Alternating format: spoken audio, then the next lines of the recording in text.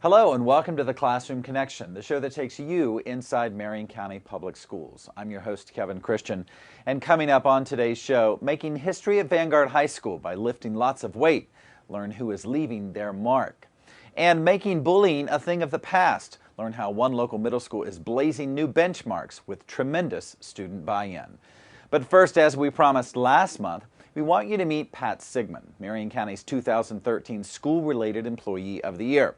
She's an ESOL professional at La'Quandre Middle School, making a tremendous difference in the lives of English for speakers of other languages students. Here's Joel Hartley with the story. La la hiti, amalala, hoo hoo, la la la, hee hee hee hee ha. Okay? Okay?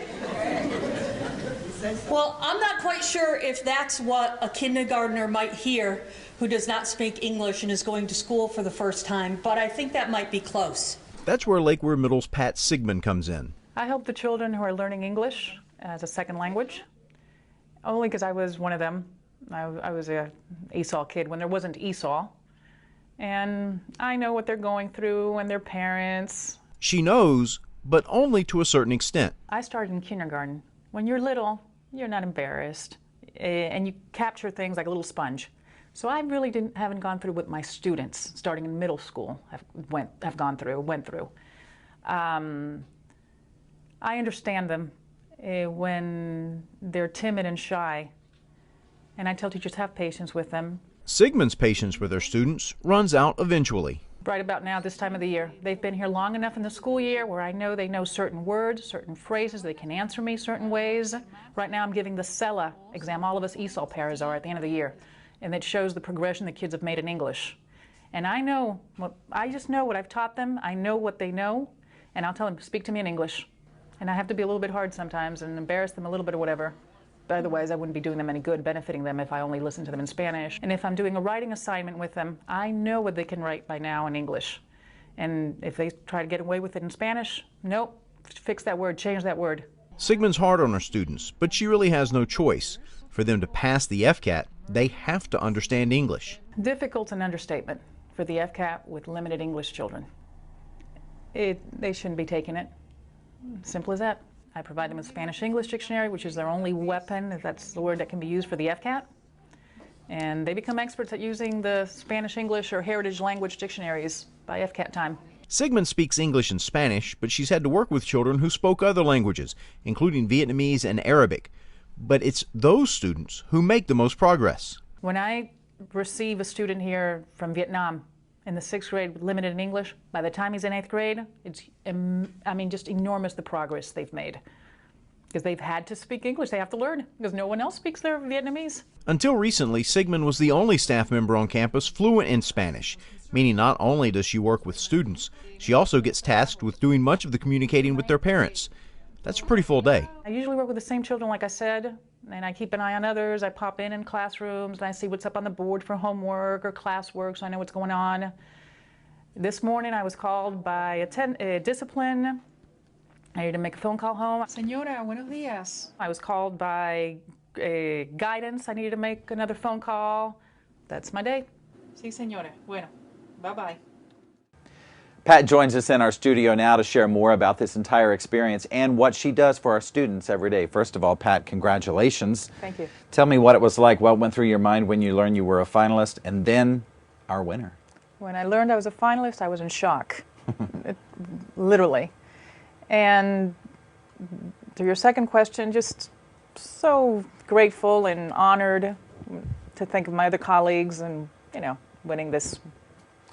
Well, obviously, your principal thought enough of you to nominate you. And second of all, the review committee thought enough of you to not only name you as a finalist, but as our 2013 School-Related Employee of the Year.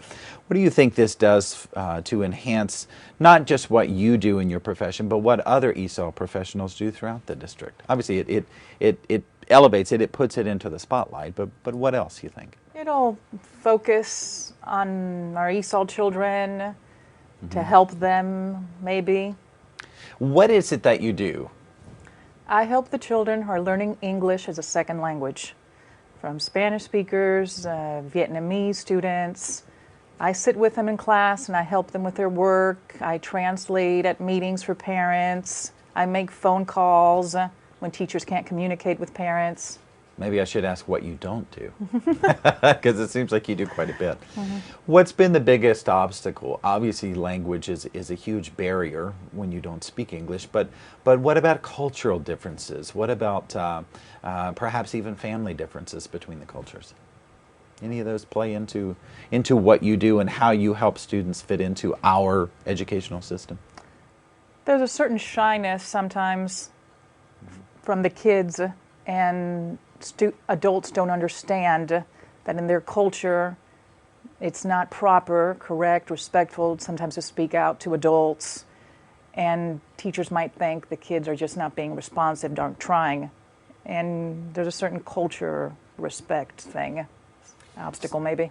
So how much does that involve not just helping these ESOL students, but our teachers with years of experience? Because just because a student is quiet, like you said, doesn't mean that they're not grasping the concept. So how do you fit that into what you do? Educating our teachers, if you will. I try to share with them, at home, this is expected from them. So expect this, work with them. They're not trying to be disrespectful too. I just talk to teachers first. How many students are we talking about that you help on any given day? Altogether, I have 28. Okay, well that's more than a full class. Within a week, I have to help them, touch base with them at least once. But I work with a little core group of about 7 who are my most limited in English daily. Now I hear you call your students chicks. I'm going to ask what that means. It goes back to when I first began. When they arrived at school, I used to check their homework. If they hadn't done their homework, I would sit them down, and they had to do their homework. And one little guy was upset with me, and I overheard him say, "Man, she reminds me of a fat red chick, or fat red hen, pecking at us." He said something, and he doesn't know I heard him, and it stuck in my mind. And I am like a mama hen. I know good and bad about them. I hear everything about them. They're my chicks. Well, that's a great segue into my next question. I know when you were announced as our district winner that you credited your parents. Tell me about your parents and how much of an impact they not only had on your life, but on how you relate with these students. I saw from examples from them just how to treat people well. They were wonderful examples. How to understand other folks. Growing up in Miami, you see all types of cultures. Now, I'm going to ask you to kind of capsulize your approach when you're dealing with students. What is it that maybe your main theme or your main mantra that you try to abide by? I try daily to accomplish something, teach them, whether it's one or a few words, and I try my hardest. They can do it. They can do it. They can succeed. And you did it yourself. Yes. I've heard you tell that story several times. Final question for you. Your most memorable teaching experience? There's been many. I think when I see them, I hear about them later on, that they're leading productive lives, whether it's going on to college or now someone's working for JCPenney, she's going up the ladder in JCPenney. Most memorable teaching experience, I can't remember. That's okay. It's nice to have students come back and thank you for the job that you did. It was your job, but obviously it's so much more than just a job to you, because you make such a difference in our kids. Thank you, Pat. Congratulations. Thank you. Appreciate your time here. Thank you. Well, these days it seems we constantly hear about bullying, and some people say nothing seems to be done to stop the verbal and physical abuse. To prove the power of words, sometimes students just need to hear it straight from their own peers. And that's exactly what happened at Horizon Academy at Marion Oaks recently. Here's Tom Lauder with that story.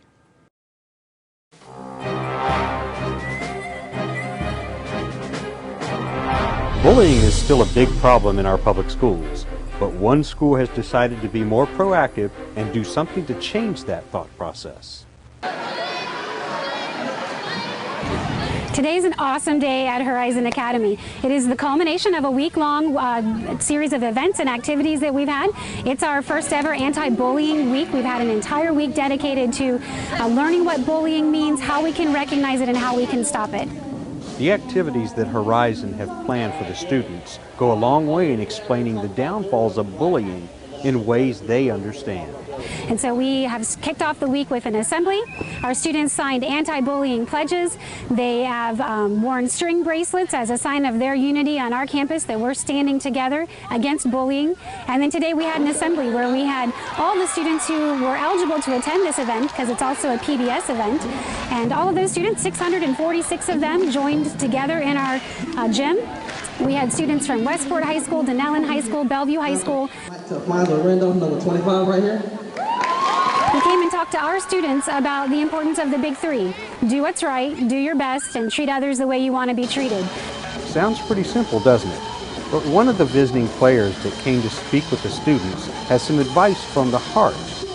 Came to talk to the kids and let them know that bullying isn't something you want to take into your own hands or want anybody to deal with. So you either go to an adult, or you try to talk to somebody, consult, try to figure out, find a solution to the problem, and just look after one another, because we don't want to be divided and split it apart. So. Some words to live by and then some. But one of Horizon's new 5th graders states in her own words why bullying is bad. Bullying is bad because when you bully people, it hurts them, it can hurt their feelings, and if it's physical bullying, it can leave a mark. Bullying is such an epidemic in our nation. It's nice knowing our students in Marion County actually understand at an educated level what and why bullying is something to steer clear of. But we want our students to know that if we always focus just one day at a time, on doing what's right, on focusing on doing your best, and always treating someone the same way you want to be treated, that we're going to be a family here at Horizon Academy, and they're going to do well from Horizon Academy in the future. I do believe that the students/football players from Denellen High can wrap up the feeling of the day in some very heartfelt words. It's a lot better to work with people than against people, Things go a lot smoother. It's like a better atmosphere. It's just like if they can just do it instead of bullying and see the difference, then they'll know how amazing it feels. Like, I just want them to dawn on it, like, we're together, this feels good than being alone and individual. So that's my message. Because you're building a solid reputation. Nationwide, about 20% of teenagers have been made fun of by a bully, 18% had rumors spread about them, and 11% were physically abused. Dr. Dama Abshier works with our Student Services Department and particularly with high-risk students. She joins us now to talk about our bullying programs here in Marion County Public Schools and something that we call PBS. Good morning, Dr. Abshier. Good morning, Good Kevin. to see you. First of all, how closely do these statistics mirror what we experience here in Marion County? In terms of bullying specifically, I believe we've done a really good job over the past few years of trying to hone in on the definition of what it truly is bullying and helping students understand what bullying consists of, and the right action is to report it and to do something about it to get help. Certainly a lot of people say it happens everywhere, it happens all the time. I don't know that I agree with all the time, but certainly no school is excluded from bullying. Absolutely. There really is no school. Oftentimes parents will say, what's the best school? Which school has the least bullying issue? And really it's something where there are people, there will be incidents and opportunities for students to bully one another. What's the trend with bullying now? Do we see the numbers going up, or do we actually see them going down because we're encouraging more people to speak out? It's interesting. Some of our schools have had concerns initially looking at their data because upon the implementation of any type of curriculum or trying to teach students what bullying is, a result of that, numbers are going to go up. Right. Students identify it and they do something about it, and we're able to actually address it. The counter of that is after a year of those incidents increasing, oftentimes we see that they do then decrease as a result of those good practices that are put into place. At what point does what many people call a rite of passage cross the line and become abuse or bullying? I believe personally and professionally, anytime someone else is made to feel bad about themselves or to feel victimized in that situation, that is completely out of line and inappropriate and not a rite of passage for anyone.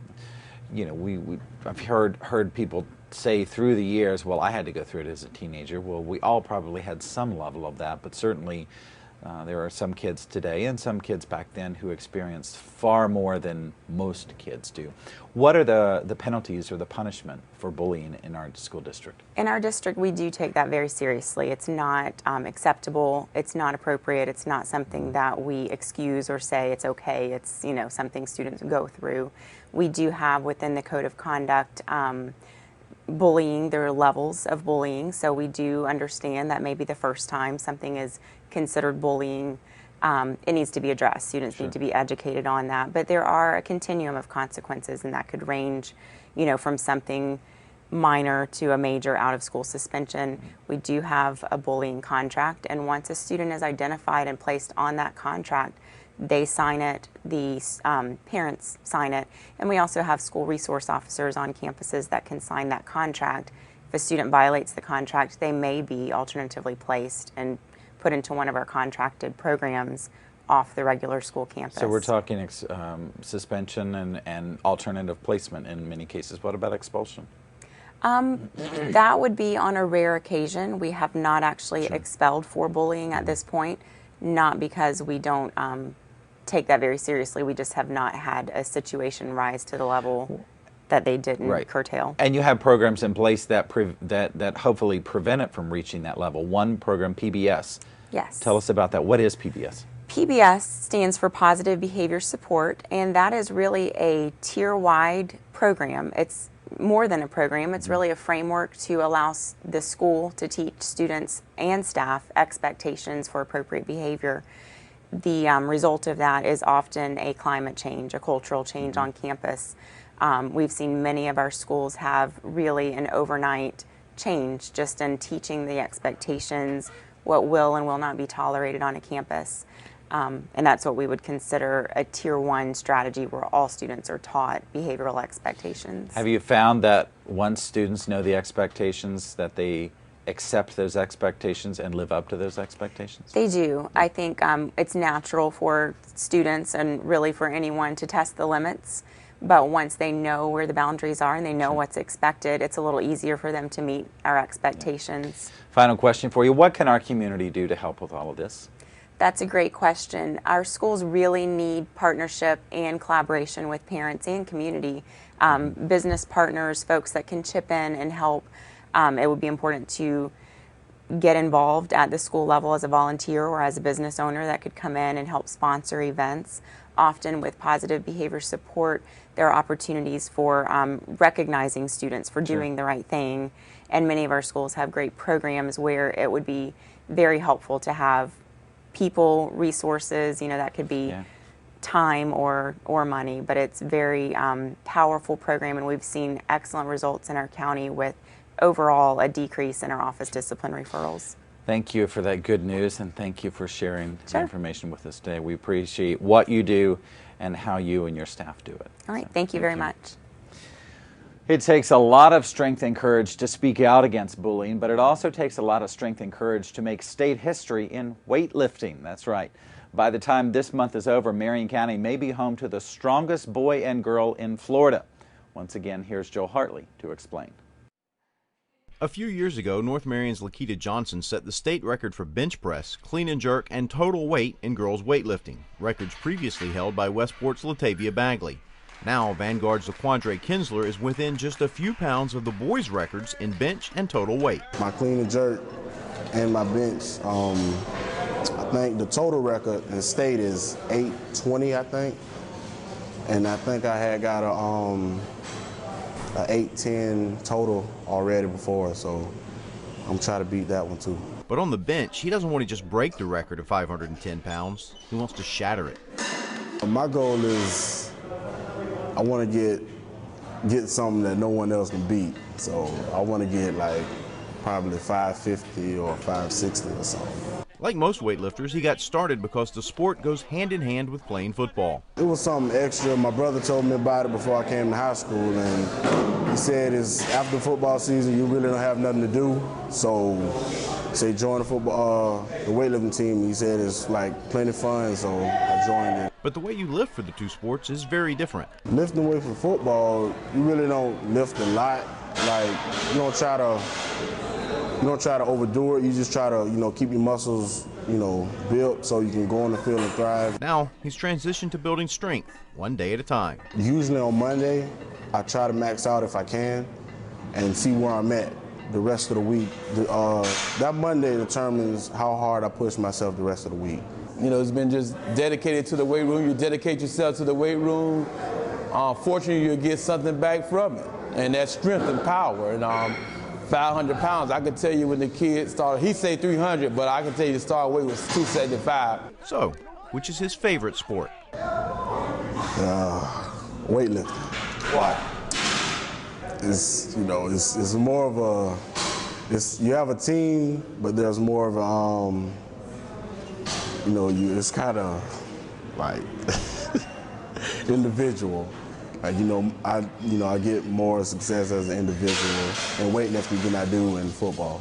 Lifting as much as he does, Kinsler spends most of a meet waiting for his 3 attempts. It's kind of hard if you're just sitting there watching, but I try to, stay active and walk around and stuff. So, and I have, the rest of the team in here. I watch them, clap for them, have them motivated so they can get all their lifts too. So I be in the game all times. Just a few pounds from the records, Kinsler wants his name posted for a different reason. It's important, but the state championship way more important because, your name goes up and, on the board and it never comes down. So I think that's more important. It's easy for it to go go up and come. It can come down. Anybody can go behind him and break it. But his goal is that he want to get it up there and gold here at Vanguard High School. And that record never comes down. That's something that stays up for a lifetime. And now we turn to Mr. George Tomlin, who has valuable information to share in this month's Superintendent Spotlight. I'm standing here in front of the Thelma Parker Center, home of the Public Education Foundation of Marion County.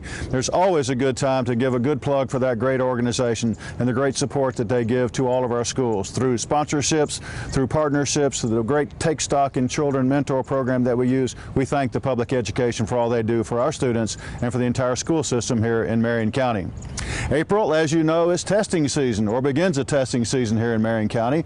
FCAT will be given to all of our students, grades 3 through 11, between April 15th and April 26th. And then we don't waste any time because we jump into end-of-course exams during the month of May, and most of our secondary students will be taking end-of-course exams. We're also very encouraged to hear from our legislators and our governor's leadership team in the state capitol that we see a renewed interest in increasing revenue for all of our public schools here across the state, and not only just here in Marion County. We're encouraged about the words that we hear about increased revenue. We know our teachers, we know our school system needs additional revenue, and we are very excited about that prospect. We'll have more for you about that as the legislature closes out its session in May, and we'll be back to you at that time. At the district level, our focus has been on creating the appropriate staffing plan that all of our schools will use and our district will use as we assign the appropriate resources to our schools to help ensure that your children receive the best education possible and that we maximize efficiencies for our taxpayers and provide the absolute best education for all here at the Marion County Public Schools. Thanks, Mr. Tomlin. And to piggyback on his thoughts, a warning to students and parents this FCAT season. Remember, leave your cell phones at home. A new state rule invalidates the test of any student who has access to technology during the testing process, even during breaks and lunch. So that's certainly good information to know. Thank you for joining us here today on Classroom Connection. We hope to see you again next month. But until then, parents, remember, be there for your child every day.